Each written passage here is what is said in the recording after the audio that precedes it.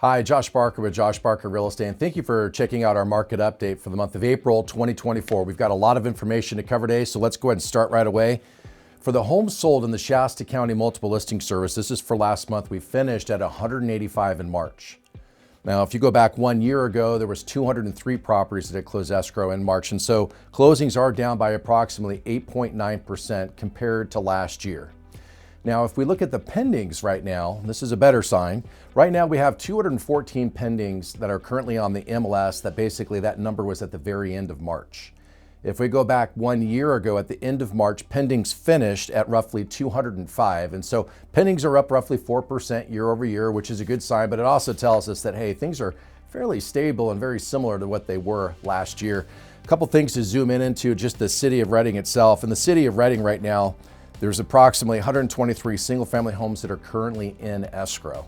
Now, if you were to go back, towards the beginning of this year, we were roughly around 91. So that gives you an idea for the city of Reading.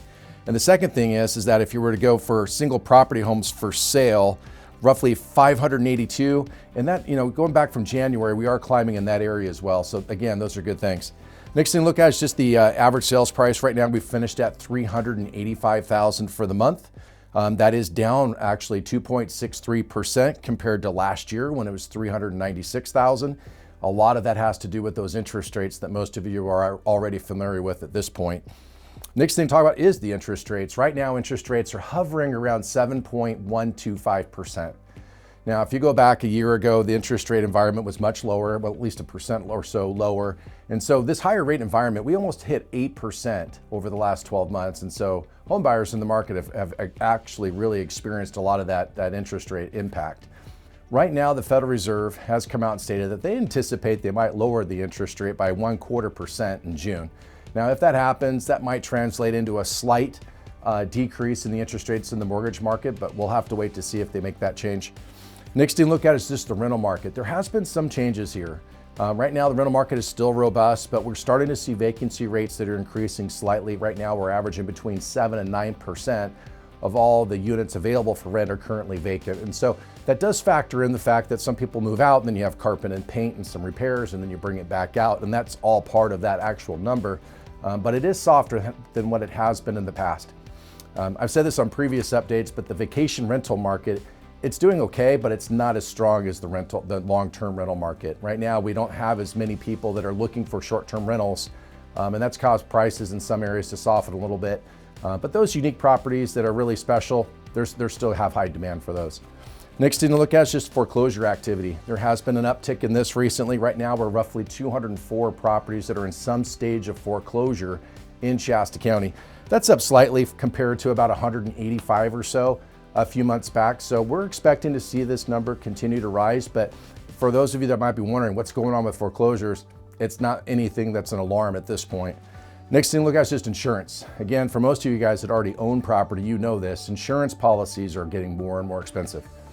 We have some companies that have pulled out of the state altogether. Some are refusing to issue new insurance policies in the future. And unfortunately, we have a lot of our clients telling us that they're getting that love phone call, if you will, from the insurance company, letting them know that either the rates are going to triple or in some cases that they're not going to renew at all when their policy is up. So these are still some challenges that we're going to be dealing with. It's at the state level. So hopefully we get some help from the government at some point to try to ease those issues. Next thing to talk about, and I'll finish with this, is the National Association of Realtors. Some of you may have heard by now that the National Association of Realtors was in a large lawsuit out of the state of Missouri over the last few years.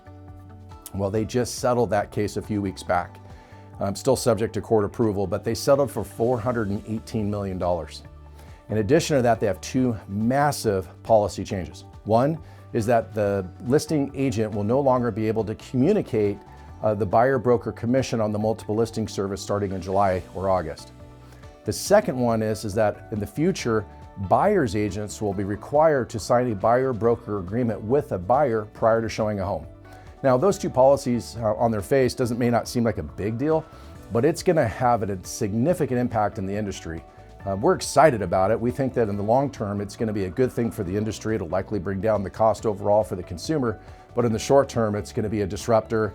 We're going to have to work through some of the issues that we don't even know yet that are going to be created as a result. So more to come on that. I'm going to include in there, if you're watching this video, depending on the social media place that you're looking at it, I'm going to try to have a link buried in for you guys. You can watch a podcast we did a few weeks ago, and it goes into detail on that NAR settlement. So if you really are interested in that, we have about a 30-minute conversation that's just focused on that particular topic. So in any case, I hope you guys are having a great start to April.